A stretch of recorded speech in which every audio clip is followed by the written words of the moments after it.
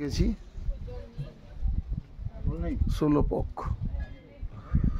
একবারে সানো গোছানো। এখানে 4 ধাম রয়েছে, প্লাস এখানে আরেকটা সুবিধা হচ্ছে আমাদের জ্যোতির্লিঙ্গ, দ্বাদশ জ্যোতির্লিঙ্গ, দ্বাদশ জ্যোতির্লিঙ্গের প্রতিটি শিব ঠাকুর এখানে আছে।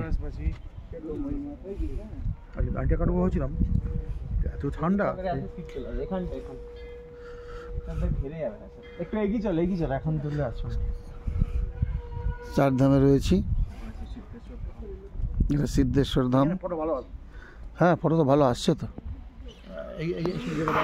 চলুন আগে ঠাকুরটা দেখে আসি। চলুন না, মন্দিরের ভিউটা নিয়ে।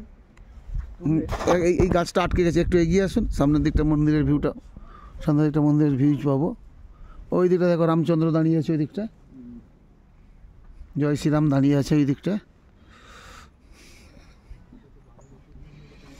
কেমন লাগছে বলো, কেমন লাগছে এইটুকু বলো। তো এইসব জায়গায় না এলে হয়? কবে আবার হবে না হবে, কতবার ক্যান্সেল হলো এটা। হলদা প্রোগ্রাম, আগের বারে হলদাকে প্রোগ্রাম করবো আসবো বলে সব ঠিকঠাক, 30 জন টিকিট কেটে ফেললো, আর একটা টিকিট ক্যান্সেল আরম্ভ করে। তবে এটা ঠিক, তুই না থাকলে